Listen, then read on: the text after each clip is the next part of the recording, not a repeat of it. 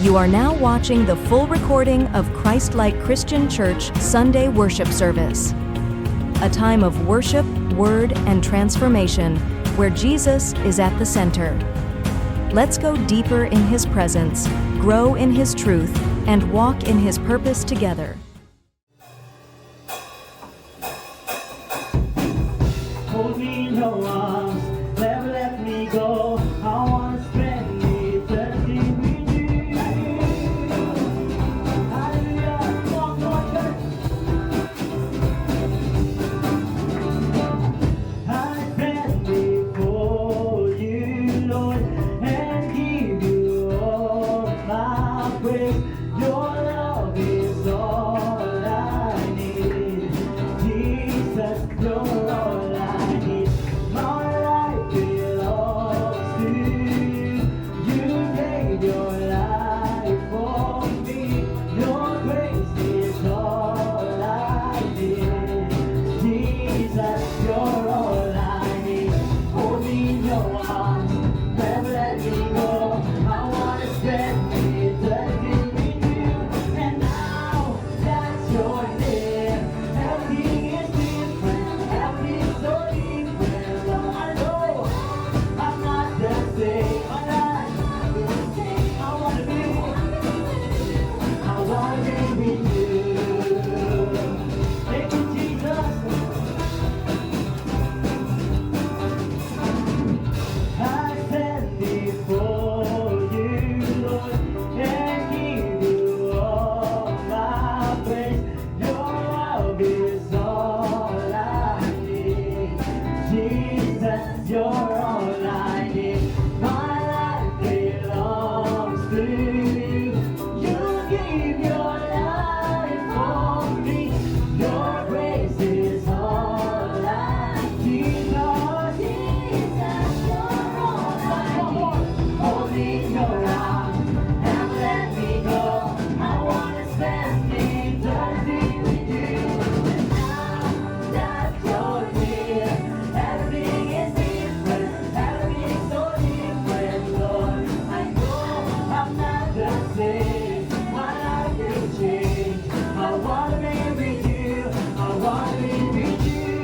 Now you're here, everything is different. Everything's so different, Lord. I know I'm not the same. My life will change. I wanna be with you. I wanna be with you. Oh, hallelujah.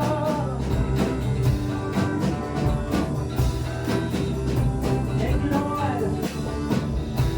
That I will sing for you always. This is our declaration. To see your presence, God, is where I wanna stay. Come on. Hold me in your arms, never let me go. I wanna spend eternity with you. Hold me in your arms, never let me go. I wanna spend eternity with you. And know that you're near. Everything is different, everything's so different, Lord. I know I'm not the same. My life will change. I wanna be with you. I wanna be with you.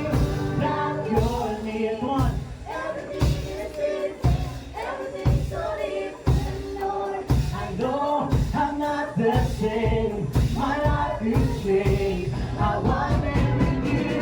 I wanna be with you. Everything is different.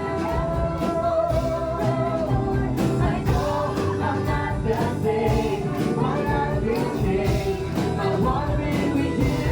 I wanna be with you. I wanna be with you. I wanna be with you.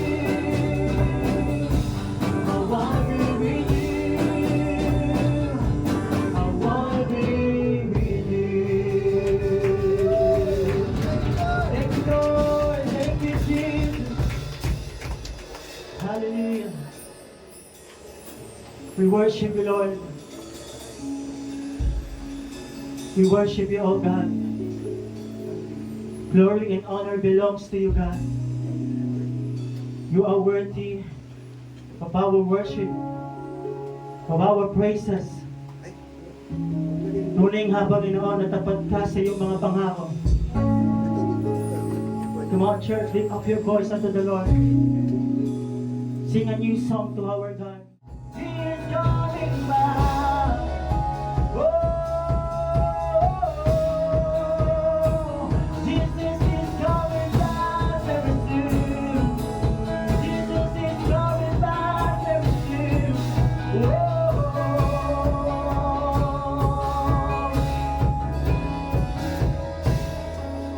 We believe in Jesus, Son of God. You redeem and draw us into love, a great high priest, sit enthroned with grace and mercy. Yes, Lord. Thank you, Jesus. We believe that death is overcome. You're finishing the work that you've begun. Expectantly, we make way for your arrival.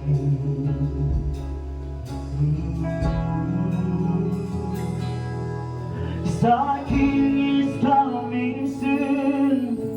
Glory, powers, eyes like fire. We are waiting. All will be made new.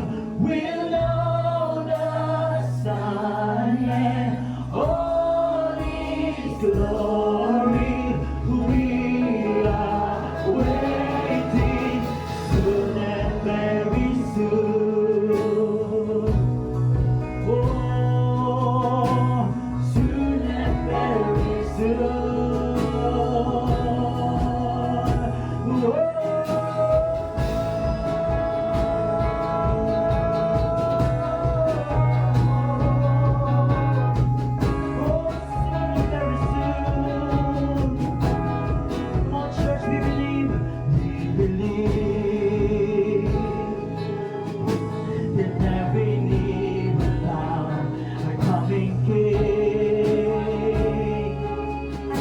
We're riding in the clouds. Every eye will see as you cross the air on the enemy.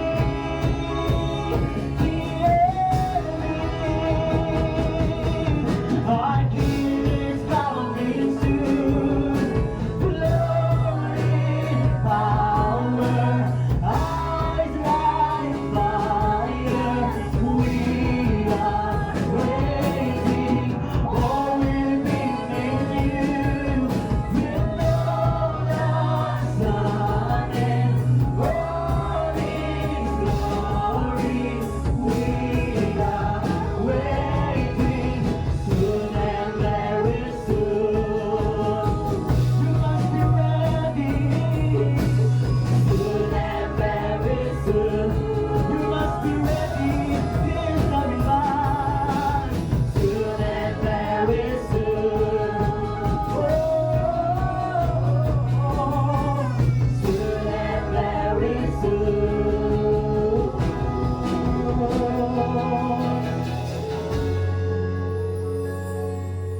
Tunay nga tapos ka sa iyong mga pangako, O Diyos. Sinabi mo sa iyong mga salita, you are coming back again. In Revelation chapter 22, verse 12 to 13, He says, the Lord our God, Jesus, He says, behold, I am coming soon, bringing my recompense with me, to repay each one of what he has done. I am the Alpha and Omega, the first and the last, the beginning and the end. He says, I am the Alpha and Omega, the first and the last, the beginning and the end. Oh, you must be ready. People get ready, 'cause Jesus is coming. He's coming back again. He's coming back again. People get ready. Come on, come on, come on. 'Cause Jesus is coming. Soon and very soon. Soon and very soon. People get ready. Come on, church. 'Cause Jesus is coming. He's coming back. He is the promise of God. This is the promise of our Lord. People get ready. Jesus is coming. Jesus is coming. Oh, soon and very soon. Soon and very soon. People get ready. 'Cause Jesus is coming. Jesus is coming. He's coming back again. He's coming back again. He's coming back again. People get ready. Come on, church. 'Cause Jesus is coming. He's coming back soon and very soon. Soon and very soon. Our King is coming soon. Come on. Soaring power, eyes like fire. We are waiting, oh, we believe in you. We'll know the sun and all His glory. We are waiting, soon and very soon.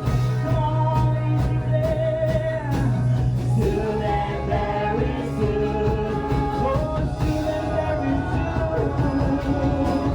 Soon and very soon. He is coming back again, so you must be ready. Soon and very soon. Oh, people get ready. Jesus, Jesus is coming. He's coming back. He's coming back again. He's coming back again. People get ready. Jesus is coming. Jesus is coming. Soon and very soon. Soon and very soon. Soon and very soon. Yes,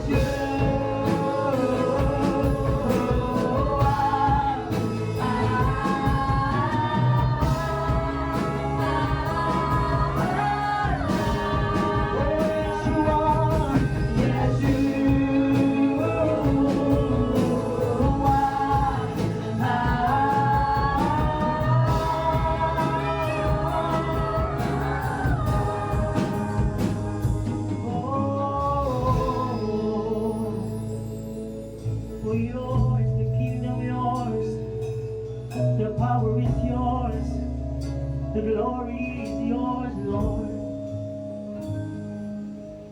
And yours is the kingdom, yours is the power, yours is the glory forever. Amen. And yours Is the kingdom yours? is the power, Is the power yours? yes, Is the Lord. glory forever? Amen. Oh, yours is the kingdom, yours is the power.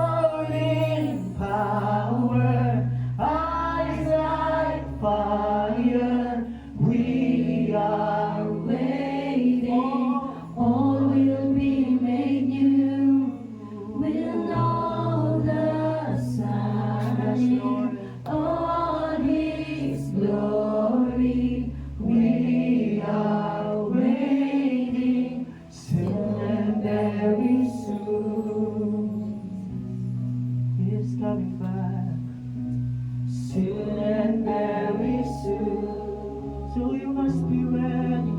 We must be ready. Soon and very soon, He's coming back again.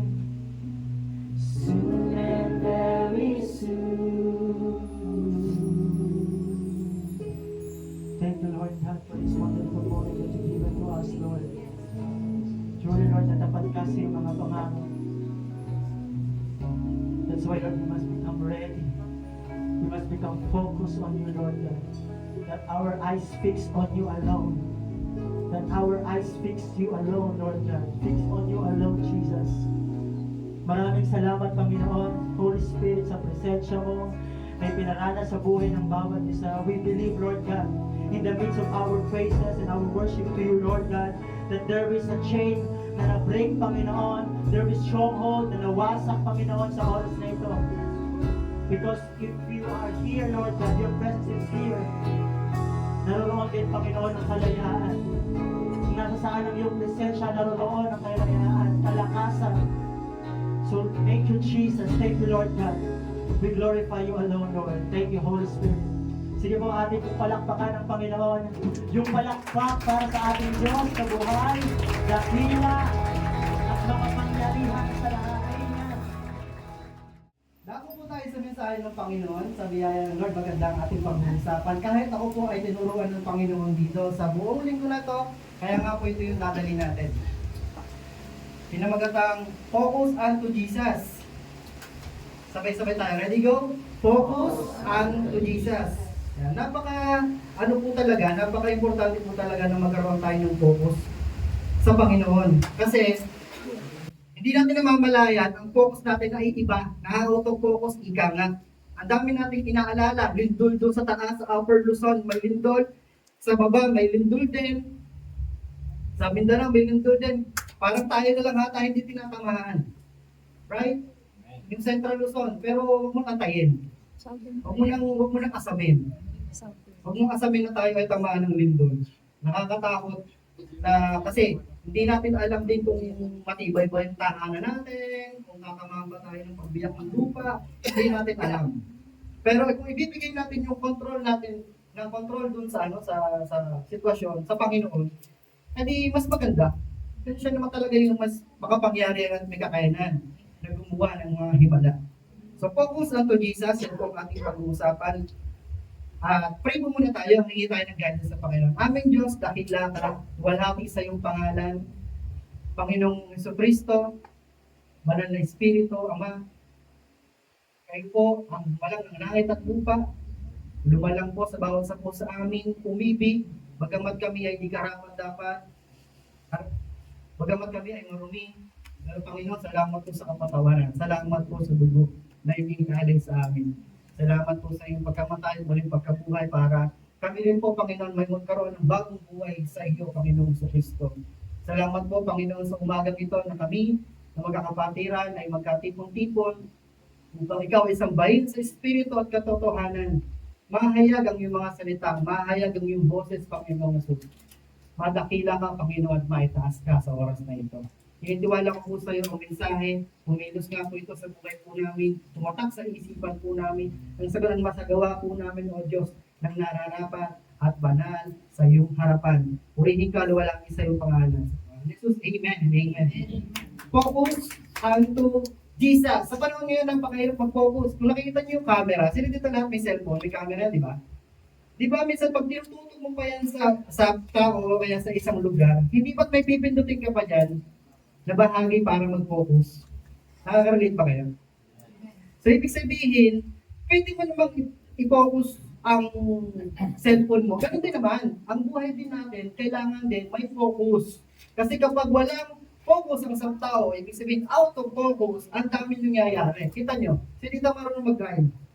Kahit ano pa yan, bisikleta, e-bike yan, lahat tayo marunong mag-drive. Pero kapag out of focus ka sa pagdadrive, anong pwede mangyari? Mabunggo. Madisgrasya. Tama po? Ganun din naman sa mga mag-asawa. Bakit yung mga naghihiwalay ng mag-asawa? Akala natin nakawala ang pag-ibig, yung pala, naghihiwalay ng focus. Kaya sila naghihiwalay. Ganun din naman sa mga kabataan. Pag nawawala tayo sa focus sa pag-aaral, ano nangyayari? Babagsak. Kasi ipinocus mo kay crush ang iyong mga mata.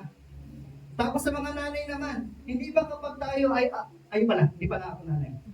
Kapag kayo ay out of focus, ano nangyayari sa bahay? Yung hindi naman dapat nasa rep, na ilalagay sa rep. Yung mga hindi naman dapat nasa banyo, na ilalagay sa banyo. Out of focus. Hindi natin alam ang ating uunahin.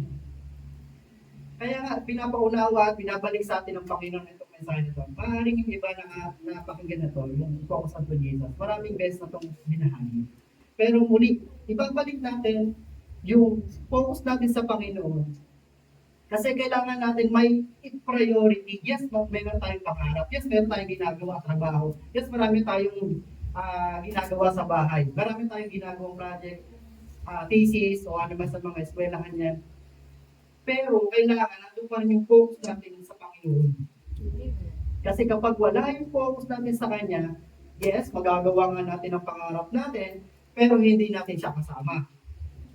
Yes, matatagumpay tayo sa ginagawa natin, pero hindi natin siya kasama. Anong epekto nun? Magiging masaya tayo sa panandalian lang. Yes, pero hindi pang matagalan. Pero kung kasama mo sa pangarap ng Panginoong Jesucristo, hindi ba mas masaya? Kung kasama mo ang Panginoon sa pag-aaral mo, di ba mas masaya? Naghahanap kasi tayo ng ipofocus. Katulad dito, meron akong illustration. No? Nakikita niyo itong bakal na ito. Kakailangan natin ng focus. Sasa si Brother Henry? Wala. Sige, pwede bang isa mag-volunteer dito? Ay, ikaw na, volunteer ka doon. Tinulak, hindi siya volunteer, tinulak. At ito, hindi ko po siya papaluin ito. Huwag po kayo mag-alala.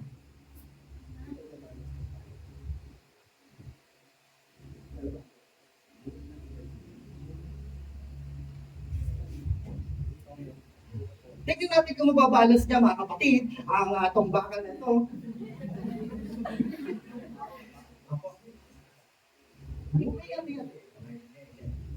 Yung first attempt niya, hindi na na-balance yung bakal kasi dito siya nakatingin. Kinuman ko siya na dito siya titingin. Second attempt, dito ka titingin. At kapag hindi mo pa rin na-balance, ikukupo ko yan. Kailangan mabalance na yan, dito ka titingin. Try kahit 5 seconds, 3 seconds. Hinga lang. Ready? Go! Wow! Palakpakan naman natin! Wow! Ang galing, no? Sa unang attempt, dito siya nakatingin, hindi niya na-balance. Baga parang, kahit 1 second lang ma-balance niya, pero pakiramdam mo matutumba. Hindi mo masusundan. Pero yung second attempt niya, kinumat ko siya, dito ka tumingin, ano nangyari? Na-balance niya. Nang maayos. Parang buhay natin. Gusto mong ma-balance ang buhay. Sorry, ituturo ko. Baka biglang maging kambing. Bisa ng buhay natin, gusto natin i-balance. Bisa ng buhay natin, gusto natin ma-organize. Pero nasa ng focus natin? Nasa ko ba? O nasa taas? Hindi natin alam, baka may sa gitna. Hindi kasi natin alam kung saan talaga i-focus unless may mag-command sa'yo. Unless may magturo sa'yo. Kaya nga sa umagang ito, tuturuan tayo ng Panginoon. Saan ba talaga dapat ang focus mo? Kasi kung ang buhay mo gusto mong mabalance, kung ang buhay mo gusto mong ma-organize, makinig ka. Sabi mo sa'yo, makinig ka. Kung ayaw mo magpapukpok. Enjoy niyo illustration. Enjoy niyo. Sabi ng ibang mga ngaral, yes, focus is choice. Totoo naman. Ito naman talaga ay pagpili mo kung anong focusin mo, baba o taas. Right? Pero alam niyo po, ang Panginoon, control niya ang lahat-lahat. Naniniwala kayo? Yes, hindi naman focus doon. Pero may ibinigay sa'yo na isa na pwede mong control. Yan ay focus. Sabihin niyo focus. Yan ang kailangan mong i-control. Dinisenyo yan ng Panginoon para yung mata mo saan ba talaga nakapix. Pero si Pablo, sabi niya, I focus on this one thing. Forgetting the past, Looking forward to what lies ahead, I press on to reach the end of the race and receive the heavenly prize for which God, through Christ Jesus, is calling us. At natandaan niyo yung illustration? Sabi ng verse 2 dyan, set your mind on the things above, sa taas. Set your minds on the things above, not on the things on the earth. Paano yung kuya, titingin ako sa langit, titignan ko lang siya, pagmamasdan ko lang siya. Sabi kasi, set your mind on the things above, not on the things on the earth. Kailangan i-focus mo ang isipan mo habang ikaw ay nabubuhay sa mundong ito, habang ikaw ay nagtatrabaho, habang ikaw ay estudyante, habang ikaw ay isang magulang o anak. Yes, nandito tayo sa earth. Pero yung focus mo, yung isipan mo, nasa heavenly things. Nasa taas.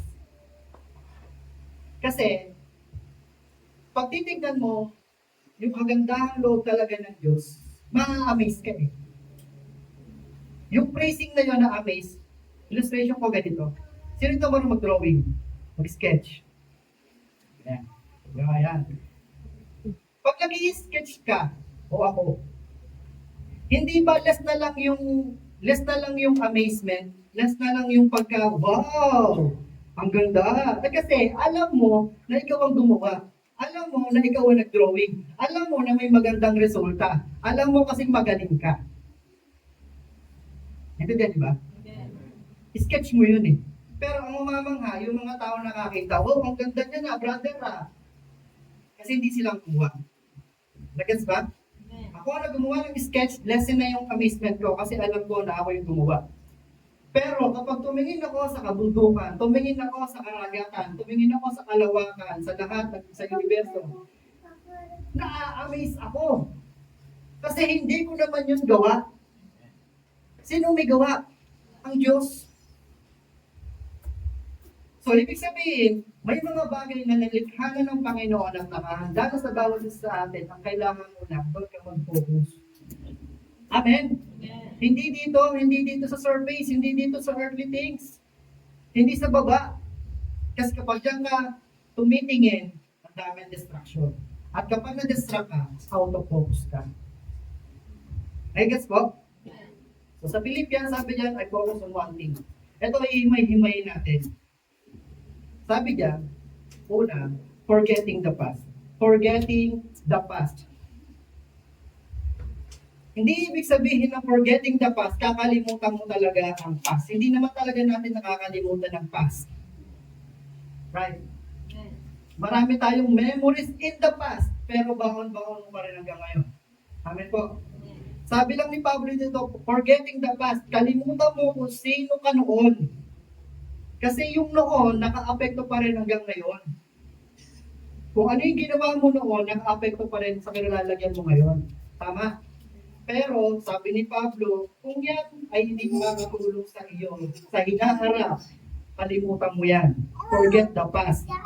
Bakit sino pa si Pablo? Si Pablo lang naman yung mamamatay Kristiyano. Siya yung tumutiligsa sa lahat ng mga Kristiyano at handang pumatay ng Kristiyano noon. Nangangabayo siya sa kalagitnaan ng araw, tapos sa way of Damascus, kasi bakit may plan siya, may goal siya. Anong goal niya? Patayin ang mga Kristiyano. Pero ano nangyari? Kinatagpo siya ng Panginoon, na-encounter siya ng Panginoon, at ang mali at tapat, at mula noon, nung makilala niya ang Panginoon sa Kristo, nabago ang kanyang buhay. Naging testimony na lang yung past niya noon. Kasi umaharap sa mga may katungkulan sa bayan eh. So ngayon, ang gagawin niya, iahayag niya kung sino siya noon. Pero hindi ibig sabihin, ipagmamalaki niya yung kung sino siya noon. Ang ipinagmamalaki niya kung paano siya binago ng Diyos. Amen. So forgetting the past, marami kayong naranasan in the past. Mga downfall, mga karanasan na hindi magaganda. Pero maaaring nakatulong sa iyo para tumibay ka. Amen? Halo, may mga kaibigan din tayo na in the past nakatulong, tapos natulungan din natin, tapos sa kasalukuyan hindi mo na sila kasama. Tama? Mamaya maiintindihan nyo. Marami palang mga tao na dadaan talaga sa buhay natin. Pangalawa, reaching for the future. Reaching for the future. Meron kang future. Sabihin mo sa'yo katabi, meron kang future. Maaring siya ang future. Ay. Pero nakahanda kasi ang regalo sa iyo ng Panginoon in the future, nakabalot na yan eh. Naka-ready na eh. Ano yung kailangan natin gawin? Focus. Sabi siya, focus. Kasi kung aasamin mo, na makuha agad yung future mo, kailangan kong gampanan to, kailangan kong gawin to, kasi kailangan kong maging maganda yung future ko, kaya ibang, talaga mga ibang bansa pa, para lang doon sa future nila. Pagbalik, ganun din naman. So, matapos madi-disappoint, meron palang inihahanda ang Panginoon sa atin. Kaya sabi ni Pablo, ayan, forgetting the past, looking forward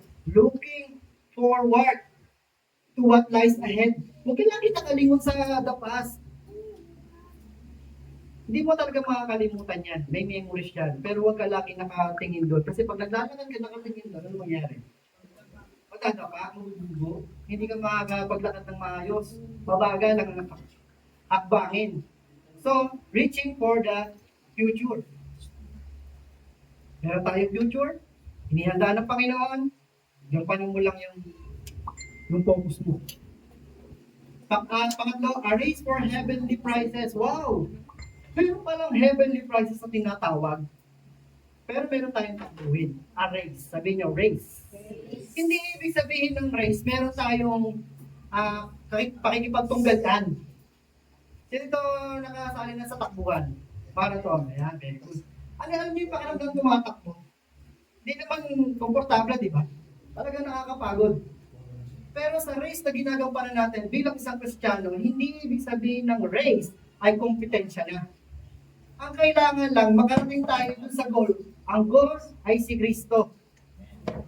Ang goal ay yung inihanda na heavenly prize. Hindi ka mo tumatakbo ka sa journey na ito, ay sasabihin mo, ay race to labanan to tunggalian to. Hindi ganun. Walang ganun. At hindi mo sabihin, mas matagal akong Kristyano kaysa sa iyo Mas matatag ako kaysa sa iyo No. Dapat ang iniintindi mo, sarili mong pananampalataya. Kung makakatagal ka ba ng takbo papunta sa dulo. Amen. Kasi race nga ang takbuhin. Ang takbuhin ay napaka-importante at kailangan nating takbuhan. Huwag mong ayawan. Kasi binigay sa'yo ng Panginoon Kanya-kanya tayo ng buhay. Tama? Hindi ko alam yung buhay ninyo At hindi nyo rin alam ang buhay na pinagdadaanan namin. Kanya-kanya tayo ng takbo. Pero as long as Jesus Christ, kasama mo sa takbuhin, sa palagay mo masaya. Yes. So dito nakaranas na meron kang destination talaga, napakalayo. Pero dahil ayaw mo mabagot, ayaw mo maboring, nagsama ka ng kaibigan. Naranasan niyo na yun? Kasi alam mo malayo. Pag ikaw lang, mapapagod ka. Pero kapag may kausap ka, hindi mo namamalayan, ang lapit na pala. Uy, nandito na pala tayo, ang bilis naman. Kasi meron kang kasama. Ganon din sa journey natin. Kailangan kasama mo si Jesus. Kasi hindi pwedeng ikaw lang. Soloist tayo. So, focusing on Jesus. Meron tayong pwedeng gawin. Paano ba tayo mag-focus kay Jesus? Una, makinig ka ng praise and worship. O kaya kumanta ka. Diba? Nababagot ka, wala kang magawa sa bahay. Makinig ka ng praise and worship. Unti-untiin mo. Pangalawa, talk to Him continuously throughout the day. Mag-pray ka. Galit ka. Masaya ka. Ano man ang emotion mo. Mag-pray ka sa Panginoon. Kausapin mo lagi ang Lord. Focusing on Jesus. Utilize resources that lead us into a deeper relationship with Him. Ano ibig sabihin nun? Marami tayong pwedeng gawin. Sumali ka ng D-group. Ano mo muna katabi mo? May D-group ka na ba? O kaya may D-group leader ka na ba? Kasi kung wala, pwede ka sumali dyan. Hindi naman ibig sabihin na pagsaling mo dyan, kontrolin ka. Gumawa ka nito, mga nakal ka, ibigay mo yung ano mo sa akin. Walang ganun. Sa D-group dito, ay niyahayag natin yung salita ng Diyos, pinapatibay natin ang isa't isa. Paano kung wala kang D-group leader? Paano kung wala magagabay sa'yo? Yun nga ang problema Ayaw natin minsan ng pamamahala. Sa government pa lang, naaasar tayo. Ang dami, ba't ganun? Ang daming kurakot, ang daming kurakot. Nagagalit tayo. Ano mga katabi mo, nagagalit ka ba? Nagagalit ka ba? Kasi nung nakaraang mensahe, mga nakaraang linggo pa, na ako ay nag-observe. Kapag tinatalakay na about pamahalaan, about government, ang daming resistance. Amen. Yung nakatayo, wala namang magawa. Kasi, siya lang yun eh. Dalawa lang mata niya eh. Dalawa lang mata ko eh. Eh kayo, ang dami niyo eh. Ano ba ito? Naghahanap ba ito ng butas? Parang gano'n. Ang daming resistance. Ibig sabihin ba, na kapag ako, ito pinili kong presidente, at ikaw ay pinili mong presidente, ay yun, mag-aaway na tayo? Hindi. That's right. Huwag nating gawing, paraan ng pakikipagtalo. Amen. Eh paano kung gusto ko ay blue, ikaw ay gusto mo ay red? Ibig sabihin ba magtatalo tayo? O paano kapag gano'n, ang favorite mo pala blue, papa mo, red, mama mo, blue. Hindi ibig sabihin nun, mag-aaway kayo. Amen. Ayaw nyo nang mapanlamang. Ay kasi naman yung mga government na yan, mapanlamang eh. Ganun ka din naman eh. Amen. Hindi nga lang sa malalaki sila kasi billion, right? Tayo din naman kasi may panahon talaga na manlalamang tayo eh. Yung mga maliliit ka pa, wala nagturo sa'yo, pero umira sa pagkatao ng may palalamang. Kaalala nyo, meron kayong putyong dati, yung mahaba, putyong sandwich. Sabi ng nanay mo, hatiin mo yan, hati kayo ng kapatid mo, ha? Anong gagawin mo? Sa akin ang control eh. Walang magagawa si Bunsa, walang magagawa kapatid ko. Anong gagawin mo? Hatiin mo sa mas malaking parte, yung iyo. Di ibig sabihin pala, wala tayong pinagkaiba doon. Sila nga lang, malalaki, tayong maliliit yung ginagawa natin. Galit tayo sa mga ganon. Galit tayo, pati sa Facebook, ang ingay natin. Dapat ganyan. Sinasanggulin, naano mo na si Cara David. Pinupos mo na si Cara David. Anong prayer niya? Mamatay na lahat ng mga korakot. Sabi niya gano'n, galit ka galit, eh, diba? Pero tayo rin pala, gano'n. Pero, alam mo yun, kung galit ka sa kanila, ang ingay mo sa Facebook, ang tanong nga, pinagpe-pray mo ba? Sabi siya katabi, pinagpe-pray mo ba? Pinag-pray mo ba? Ang ingay-ingay natin, dapat yung bumagsak, dapat yan. Ang rules kasi ng Bible, mga kapatid. Pag ganyan ang mga klase ng mga tao sa mga sa mga higher position, hindi kamatayan at hindi igagawa talaga ni Lord yung request ni Cara David na mamatay na lahat ng mga kurakot. Hindi ganoon. Kasi sa Bible, kapag nagkasala ang isang higher official, ang consequence noon, ibabalik ng 4 na ibayo yung kanilang kinamkam. Bawa, 100 ang minurap ka sa'yo. Bakit ko sa'yo ng ika-4 na ibayo? 400 ibabalik ko sa'yo. So, mas maganda niyo kaysa naman sa mamatay bigla, di ba? Maibalik lahat ng mga nakupit. Para ayaw nyo. Yun yung rules ng Bible. Pero alam mo po mga kapatid, sasabihin ko sa inyo, wala tayong control sa kanila. Amen. Kahit anong tatalak-talak ka dyan sa Facebook, tapos meron pa resistant doon sa mga nagpapahayag ng salita ng Diyos na ano bang goal namin dito? O baka sinasabi namin yun? Ano man at sino man ang tumayo at lumuklok doon, sila nga may kapangyarihan. Dapat nating sundin. That's right. Pakinabang natin yun bilang isang mamamayan. Amen. Amen.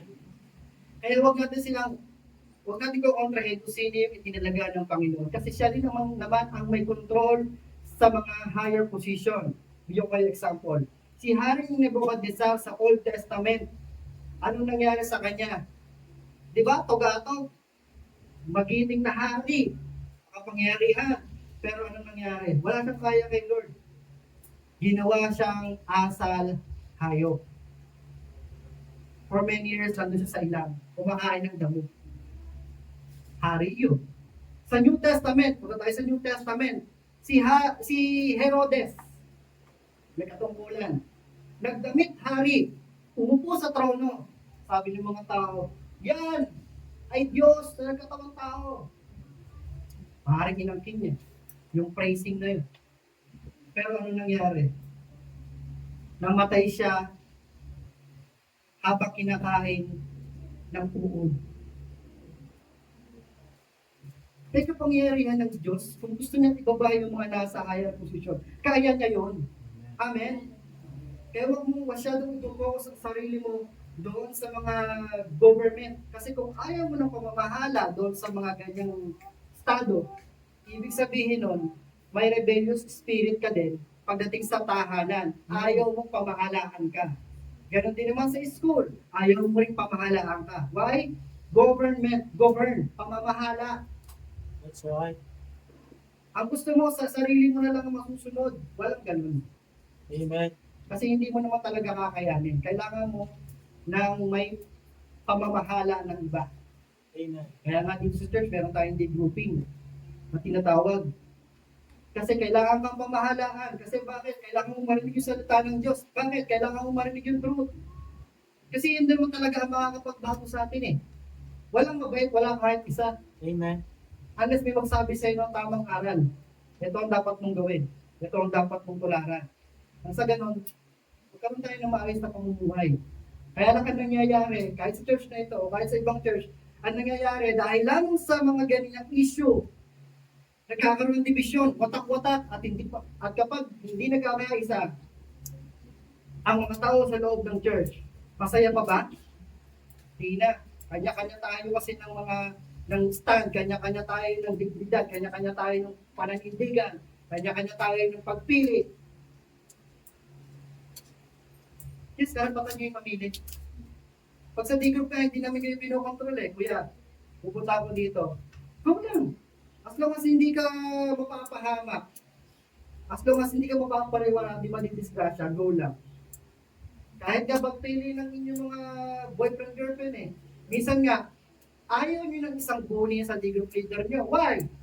Baka kasi kontrahin ni kuya eh. Baka kasi kontrahin ni ate eh. Ayawan. Kami naman, nasabihin lang namin, kapag nasa tamang edad ka na, nag-aaral ka pa eh, baka ma-autofocus ka. Kailangan mo kasi mag-focus. Pinag-aaral ka ng magulang mo, iba hanapin mo.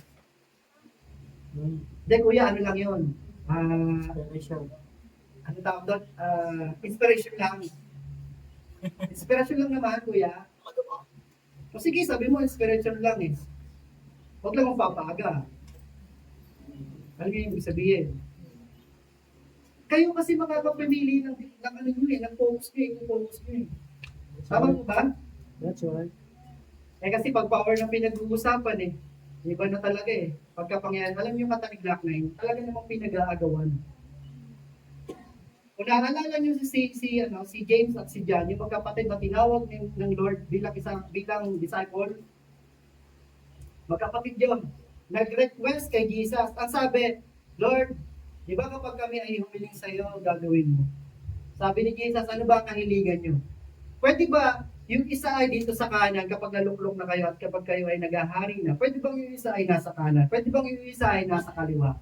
Kita niyo? Disciple na, tinawag na. Pero hindi pa rin nakontento. Ang hinanap, posisyon. Alam niyo ba na kapag mas higher ang posisyon niyo, mas malaki ang responsibility. That's right. At minsan nga inaayawan na yan eh, kasi sobrang hirap. Mas malaki yung pananagutan, katulad nito sa pagtayo ko. Ano man ang sabihin ko, ano man ang i-declare ko, pananagutan ko yun sa Panginoon. At kapag mali ang naituro ko, pananagutan ko yun. Amen po. Kaya huwag kayong masyadong mag-resist doon sa mga taong maharap dito. Kami naman, nakadesenyo lang naman talaga para ipahayag ang salita ng Diyos. May opinion din naman kami. Tama po ba? Sa nabasa namin, may opinion kami, pero dapat hindi kami lilihin sa salita ng Diyos. That's right. Kaya nakakalungkot eh. Pag government talaga pinag-uusapan, ang daming resistance. Hindi tayo magkakaugnay. Hindi tayo iisa. Eh kung sa maliit na bagay pa lamang, nagkakaroon tayong division. Why? Sa mga mas malalaki pa na usapin. So focus on Jesus. Pang-apat, take concern to Him immediately. Lahat na mga concern mo, bigay mo sa Kanya. Siya naman talaga ang may kakayahan at may kontrol ng lahat. Amen. Hindi mo kasi kaya. Pwede mo kayanin sa una. Pero hindi mo yan matatapos. Meditate on His teaching. Say yes to ministry opportunities. Kung meron kang talent, kung meron kang ang galing, sumali ka sa mga ministries. At open po yun for all. Kaya nga lang, meron tayong process. Ano yung proseso? Kailangan pumaloob ka sa day grouping. Hindi agad-agad papaloob sa ministry. Why? Bakit? Kasi maaapektuhan ng ministries kung hindi ka pa bago, kung hindi ka pa binago. Amen. At kapag hindi ka pa namatay sa dati mong pagkatao. Amen. Amen. Kasi baka mamaya magagalitin ka noon, pagka natugtog ka na, bigla lumabas yung galit mo. Kapag nagalit ka, may mababasag. Mga ganun. Ano pag nasa ministry na? Kita? Ibig sabihin, kailangan mong mabago. Sabi mo sa katabi, kailangan mong mabago. Sabi kasi dyan, since you have been raised to new life That's right. with Christ. Sabi pa, set your sight on the realities of heaven where Christ sits in the place of honor at God's right hand. Verse 2, think about the things of heaven, not the things of earth. Malinaw naman eh. Anong kailangan mo daw tignan? Things of heaven.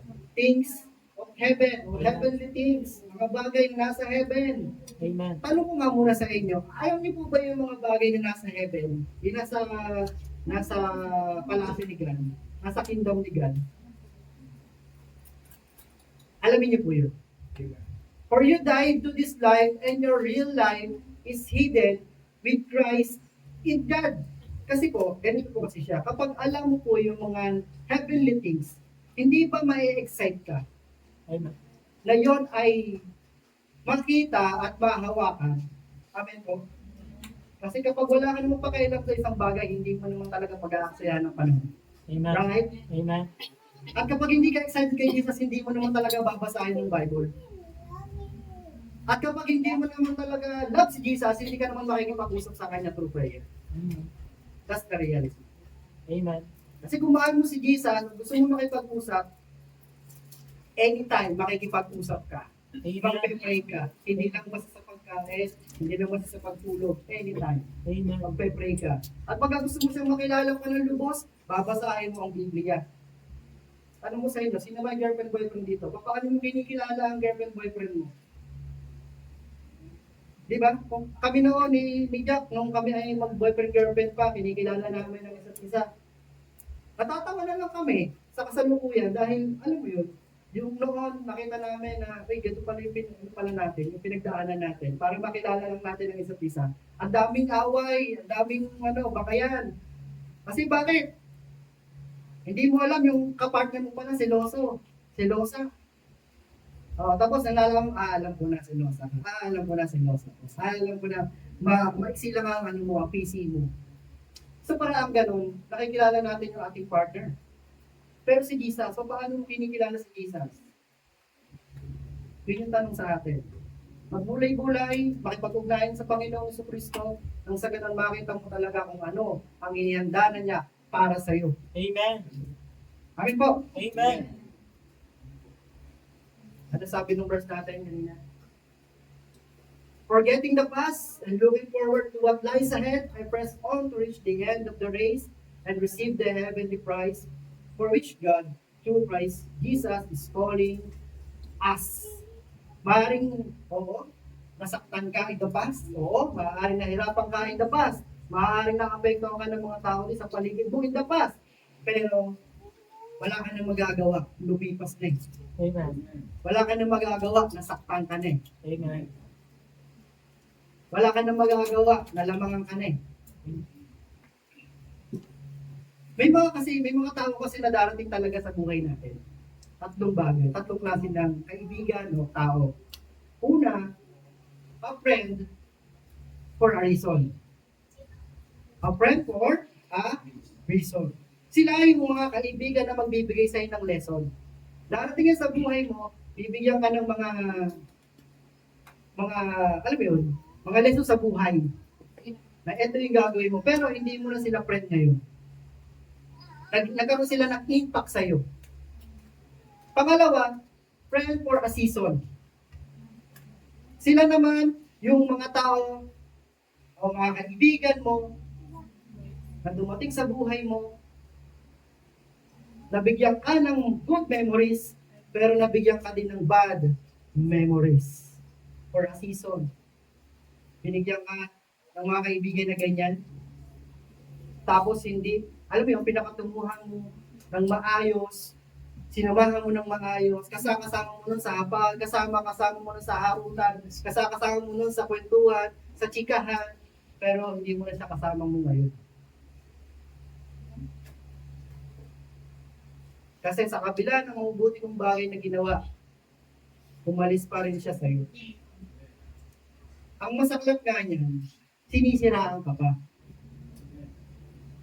Kaya nga ako nakita sa Reels diba? Sabi daw, Gar! Ibang klase ka, Gar! Diba?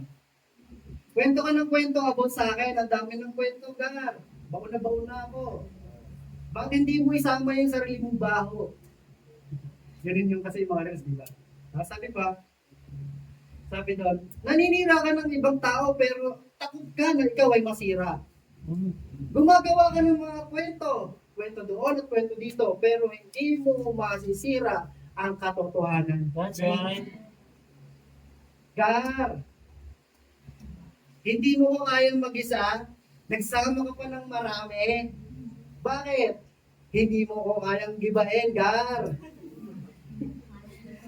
Nakaka-relate kayo. Sino nito yung mga presyo dati? Tawag ba, sinisira ako, tapos nagsasama pa ng grupo. Para lang mag-iba ka, pero hindi ka nga mag-iba-iba. Yun ang katotohanan. Bakit sila nagsasama-sama? Hindi ka nila kayang gibahin. That's right. Nakaisip ako lang yung mga kaibigan na dating gano'n, no? Pero nga, sabi nga, sila dumaan lang sa buhay mo, pero nagbigay din ng magandang memories, nagbigay din naman ng bad memories. Pero hindi naman sila yung pangatlong tao o kaibigan na babanggitin ko. A friend for a lifetime. Amen. Amen. Thank you, Lord. Paano po yung mararanasan nyo? Paano po yung makakamit yung mga ganong friend for a lifetime? Yung sasamahan ka hanggang sa pagtanda mo, ups and down ng buhay mo, nasa kagipitan ka, nandyan sila para asarin ka. Hindi, biro lang. Para ikaw ay i-comfort. Nandyan sila para ikaw ay tulungan. Alam mo yun? Tapos pag ikaw naman nandiyan pa rin naman sila, hindi sila naiinggit. Sinasamahan ka for a lifetime. Alam niyo kung sino yun? Si Jesus. Amen. Kaibigan ka ng Diyos eh. Amen. Amen. Amen. Pero mas masarap din naman kung meron kang kaibigan na tao na ganun. Nasasamahan ka for a lifetime. Amen. Tingnan mo katabi mo. Kung kaibigan mo, samahan mo ba ako, ha? Wala. Naranasan ko po kasi mga kapatid. Akala ko, masasamahan nila ako for a lifetime. Nagkaroon kami ng mga bonding, overnight, nagkaroon kami ng kainan doon, kainan dito, chichirya. At nagsasabi pa ako, ay pagka nagkaanak kayo dito pa rin wala eh. Nandun sila sa pangalawa eh. Friend for a season. Saklap, no? Yung nandun yung effort mo, nandun yung pakikisama mo, nandun yung love mo, yung care mo, yung malasakit mo. Pero yung pala, nandun pala sila sa friend for a season. So longing pa rin for friend for a lifetime. Pero nakatagpo ako sa pamamagitan ng aking asawa.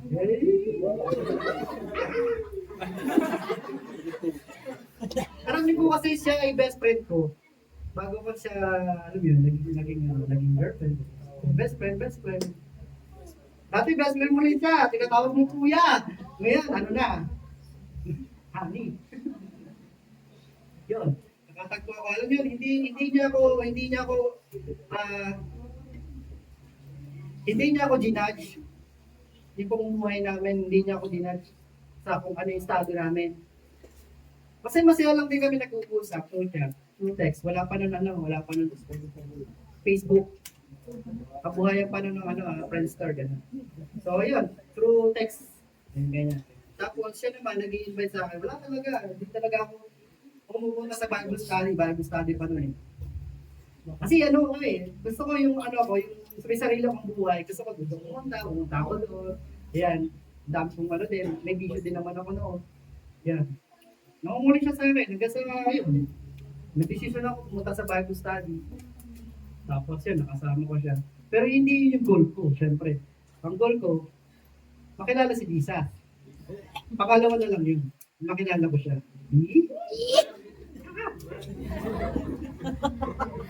Pero sa biyaya ng Panginoon, for 17 years nakasama ko siya. Sabi ko, ba't ganun? Parang tayo doon. Parang tayo dalawa lang yung friends for a lifetime. Longing kami. Longing kami sa mga kaibigan na sasamahan kami for a lifetime. Meron ako, friend for a reason. Meron kami nga group chat eh. Meron kami group chat, yes, na tawag doon endless friendship. Oh, endless friendship. Klase ko sila, kaibigan ko sila ng high school. Tapos kaibigan ko pala sila hanggang ngayon, pero hindi nila ako ini-invite kapag birthday nila, kapag reject ng anak nila, okay lang yun. Basta kaibigan ko sila. Pero hindi naman ako friend for a reason. Ganyan. Kaya lang masaklap doon, sinisiraan na naninira. Ano magagawa ko? Magpo-focus pa kami doon? Hindi.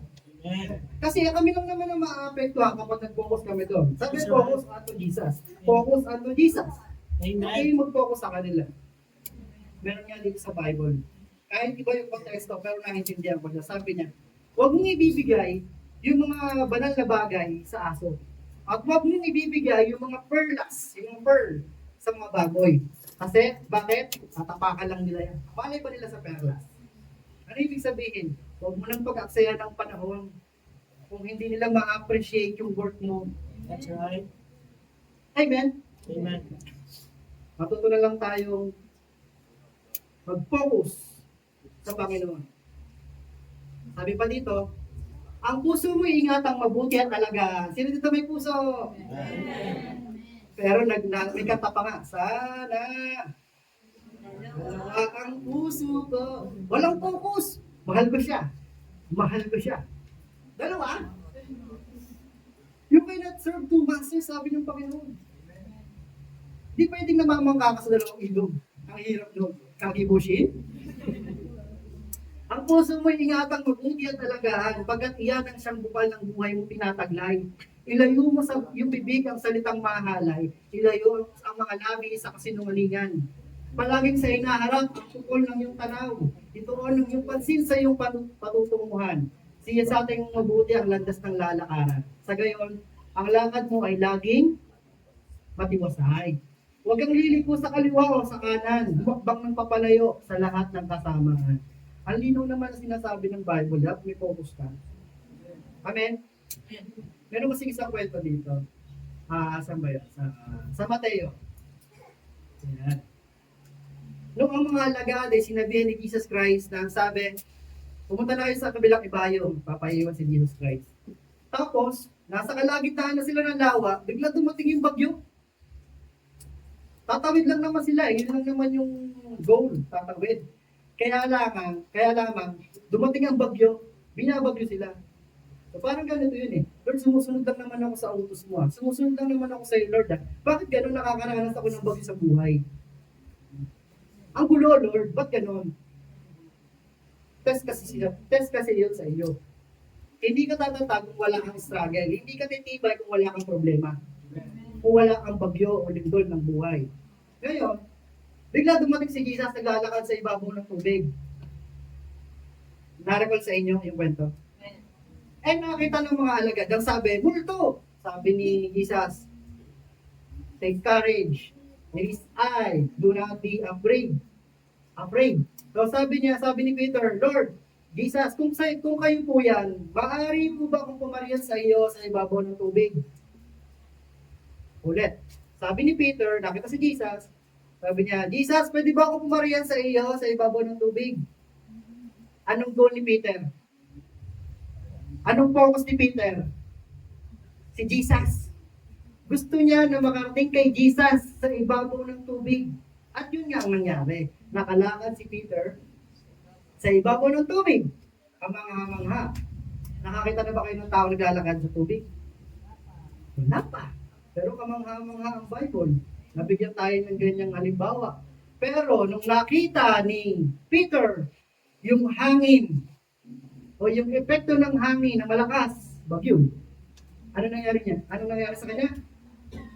Lumubog. Nawala kasi yung focus niya kay Jesus. Na-distract doon sa mga hangin na nakikita niya. At sa alon. Ano nangyari? Sabi ni Peter, "Save me, Lord! Save me!" Nalulunod eh. "Save me, Lord! Save me!" Pag nalulunod, tignan nyo ha, si Peter, mangingisda. At maaaring marunong lumangoy, magaling lumangoy. Pero bakit nasa kalagayan na nalulubog, ay nabanggit niya, "Save me, Lord." Dapat nga ganun talaga. Kahit alam mo na ang gagawin mo, dapat may gabay ka pa rin ng Panginoon. Hihingi ka pa rin ng tulong sa Panginoon. Ano nangyari? Si Jesus, lumapit, inabot ang kamay, hinalalayan, at iniangat. At ibinato sa bangka. Joke lang, walang ganun. Iniangat at pumunta sila sa bangka. Kita niyo yung kamanghamang ang ginagawa ng Panginoon sa atin. Minsan out of focus na talaga tayo. Hindi natin alam ang gagawin natin eh. Pero hindi niya hinahayaan na tayo ay lumubog. Hindi niya tayo hinahayaan makonsume ng problema, ng pagsubok, ng test, ng temptation. Bakos kapag nandun na nga tayo, malapit na tayo sa pagkahulog, pagkalunod, aabutin niya tayo at iaahon. Ganun tayo kamahal ng Panginoon. Amen. At meron pa nga isang kwento. Asan na ba yun? Wala na. Ito si Nehemiah. Yung si Nehemiah, ang tas niya, ang sabi, kailangan mabuo niya kahit yung bakod ng Israel, ng Jerusalem. Ganyan. Bakod lang yun na kailangan na ipatayo. May katungkulan kasi siya. So sabi, pwede ba ako mag-lead? May gagawin lang ako eh. Hindi, yun ang ginawa niya. Pero ang daming oposisyon habang gumagawa sila ng bakod. Tawag natin doon, basta bakod na lang sa Tagalog. Ha? Boundary, yes, boundary. Tama naman yun, boundary. Basta yung tanggulan nila. Ngayon, si Nehemiah, alam niya na merong mag-i-discourage sa kanya. Alam niya na merong oposisyon. Ganun din naman tayo, di ba? Nakakalayo tayo ng masakit na salita mula sa ibang tao. Pero hindi niya hinayaan na yung mga opposition na yon ang manaig. Bagkas ang ginawa niya, kumuha sila ng sandata sa kaliwang kamay. Maaaring sa kaliwang kamay, ito sandata. At sa kanang kamay, ito yung pangkuko o yung pangpiko o kaya naman screwdriver o kaya naman wrench. Depende sa pag-aayos ng bakod o boundary. So, ano ibig sabihin doon? Yes, alam niya. Pero hindi siya nagpo-focus sa mga oposisyon. Pero, handa siya. Kasi may isang data dito, tapos ito naman ay paggawa. Multitask. Sabi pa niya, they were just trying to intimidate us, imagining that they could discourage us and stop the work. Ano sabi pa niya? So I continued the work with even greater determination. Mas pinaiigi nila yung paninira, mas pinaiigi nila yung pag-uoposisyon. Tapos ako naman dito, gagawa ako ng mas may determinasyon. Bakit? Sino bang makikinabang? Ako naman, di ba? Ikaw naman, gumagawa, di ba? Sila, puro tawag na lang yan, puro bark na lang yan. Pero hindi kanila nakakagat. Tama? Maaaring narinig mo yung mga paninira sa'yo, pero hindi nila makaka-apekto sa'yo. Unless, i-allow mo na maka-apekto sa'yo. At ma-out of focus ka. Sinasabi ng Panginoon muli sa ating lahat, tayo ay kailangan bumalik sa focus. Kailangan may priority. Ano ba ang priority? Reassess what important to do. Reassess. Kailangan masaliksik natin kung ano ba talaga ang kailangan nating magawa. Kasi pag wala tayo sa focus, gawa ka ng gawa, wala naman nangyayari. And last, sabi dyan, therefore, since we are surrounded by such a great cloud of witnesses, sino yun? Yung mga nauna na namayapa na, yung mga alagad, yung mga nakakilala sa Panginoon sa Bible, mga heroic people na kung saan yung pananampalataya nila ay napagtagumpayan nila. Nakatingin sila sa atin na nabubuhay dito, lumalakad sa journey. Sabi diyan, let us throw off everything that hinders. Alisin mo lahat ng mga sasagabal sa iyo. At alisin mo lahat ng mga kasalanan na gagapo sa iyo, entangles, pupulupot sa iyo. Nang sa ganon, magawa mo ang dapat.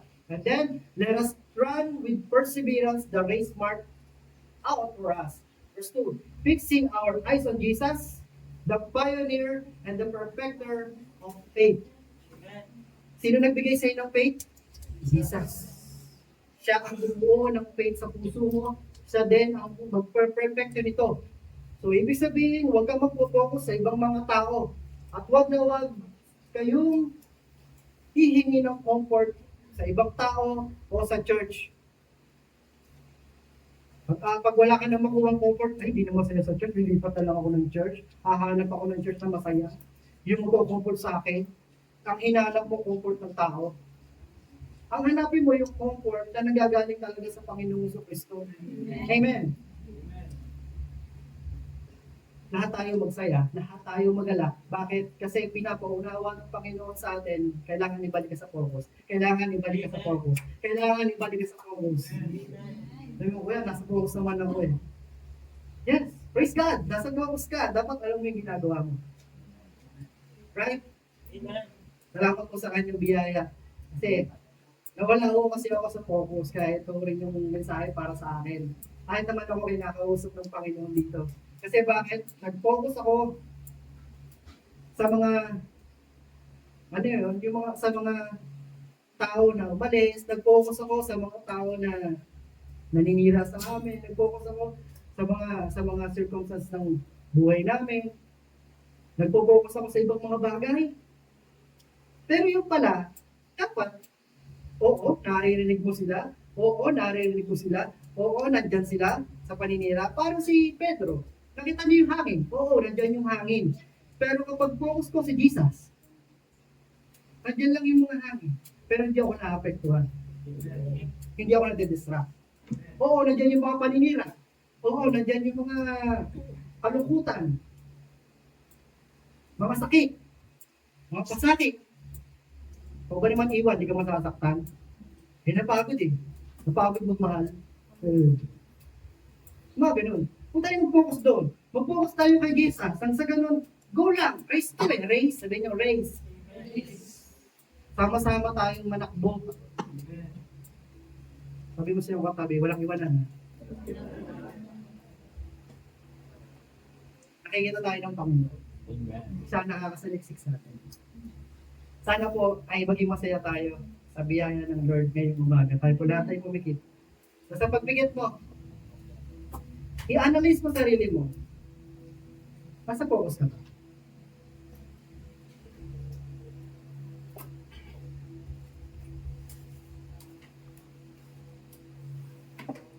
I-grab natin yung opportunity na to, yung oras na ito.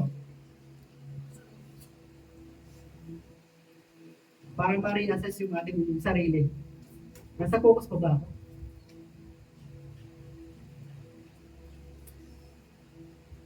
Tama pa ba yung pinaprioritize ko?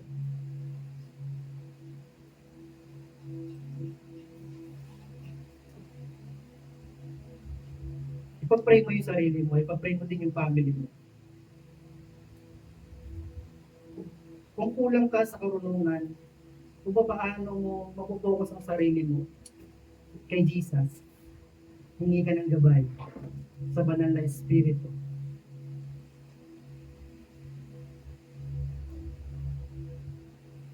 Niloob ng Lord ngayong umaga na itong mapakinggan mo.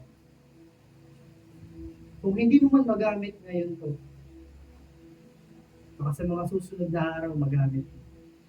Kasi hindi nagkukulang ang Panginoon sa bawat sa atin. Kasi kung laman ko lang ang gagamitin ko, nung panahon na ako ay na-out of focus, kinain na ako ng galit. Kung laman lang ang iiral, ang dami ko nang masasabing masasakit. Pero dahil sa biyaya ng Diyos, ibinalik niya ako sa focus. Dapat espiritu ang iiral.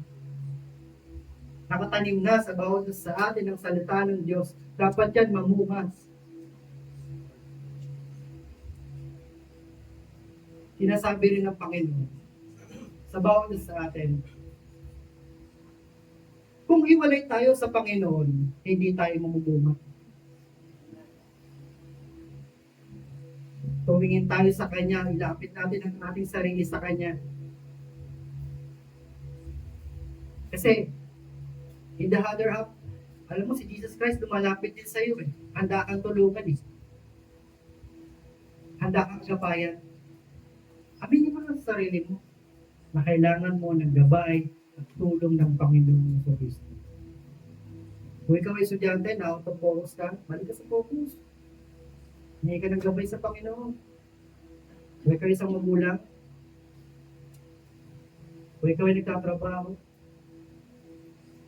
kung na-out of focus ka na, balik mo focus mo. Ano ba talaga dapat ang i-prioritize? Kung magkamit ba ng maraming salapi o ang kasiyahan ng pamilya? We praise you, Jesus. We praise you, God. Thank you, God. Kasi patuloy mo kaming kinakausap, patuloy mo kaming binibigyan ng iyong mga salita, pinapangakuan ng mga bagay na patungkol sa langit. Lord, tulungan mo kaming ituon ang aming paningin sa iyo, sa Panginoong Kristo.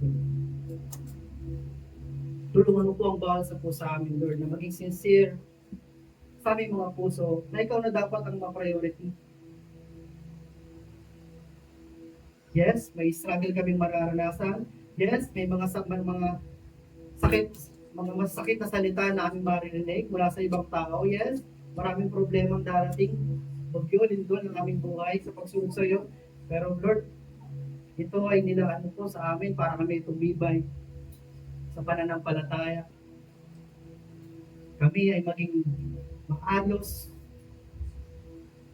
mabago ang buhay. Kaya po, Panginoon, nagpapasalamat kaming lubos sa iyo. Nagagalak ang aming puso dahil lagi mo kaming dinadirect sa tamang path.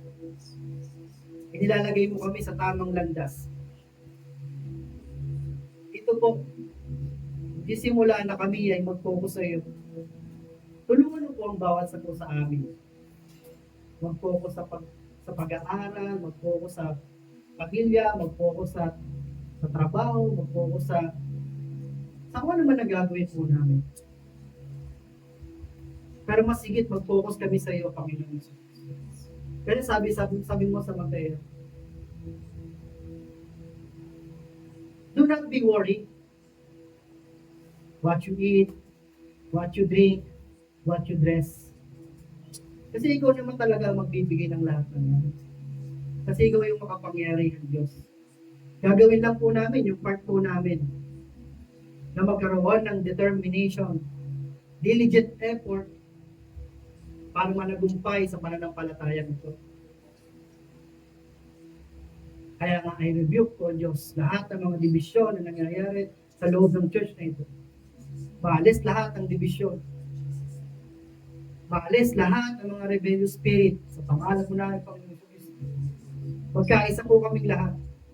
Kasi tunay nga na napakaligaya at kaaya-aya ang nagsasama at nagkakaisang magkakapatid. Tulungan po kami, Panginoon, ng taguyod at maitaas ang pangalan mo sa church na ito ng CNCC Family. Sumayin niyo nawa, papurihan, pagpapala, luwalhati. Mapa sa amin, Panginoon, ng blessings.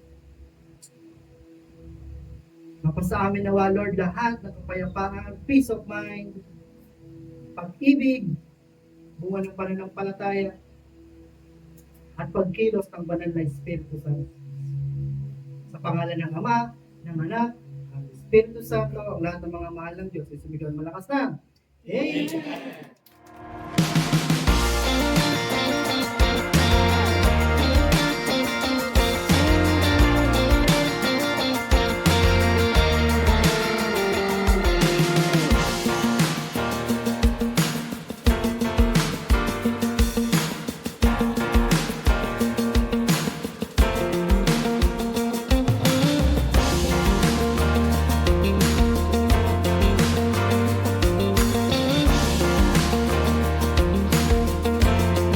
Let's take a few moments to stay connected with what God is doing in and through our church family.